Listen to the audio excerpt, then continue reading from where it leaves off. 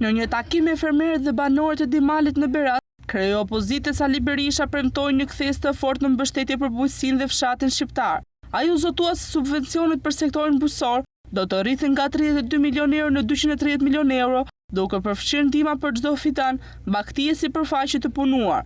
Ndër të tjera, Berisha tha se fermerët do të përfitojnë kthimin e TVSH-s për blerjet, si edhe naftë me çmimin e kostos, duke e konsideruar këto një të drejtë dhe jo një favor. Unë vi sot tek ju për të parashtruar programin tonë, me të cilin duhet të garantojnë çdo fermer të Kutallisë, të Beratit dhe të mbarë Shqipërisë, se ky program ka si qëllim më kryesor suksesin dhe rritjen e mirëqenjes të fermerëve shqiptar, të cilët ndërtojnë jetën e tyre me lumej djerse, mundi dhe sakrifica. Ju garantoj se do bëjmë gjithçka që kjo djersh, ky mund, to sakrifica të japin më shumë për ju dhe familjet tuaja dhe për vendin. Ky është qëllimi i programit tonë. Gjatë fjalës së tij, Berisha preku edhe problematikat të tjera që prekën drejt për drejt fermerët, siç është monopoli grumbulluesve mbi çmimet, për të cilat premtojnë ndërhyrje përmes bordeve të përbashkëta ose shtetërore.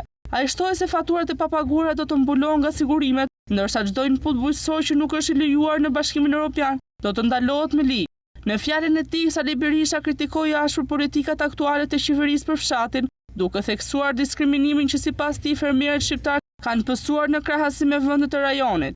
Ne do kthejmë parat më zotëri, se parat i marrim nga ju. Ne nga 32 do kalojmë në 230 milion, me të cilat do të subvencionojmë çdo fidan që të mbillni, çdo kokë bagti që të mbani, çdo njësi prodhimi që të bëni. Kjo do jetë zotimi ynë solemn për ju. Dhe jo vetëm kaq.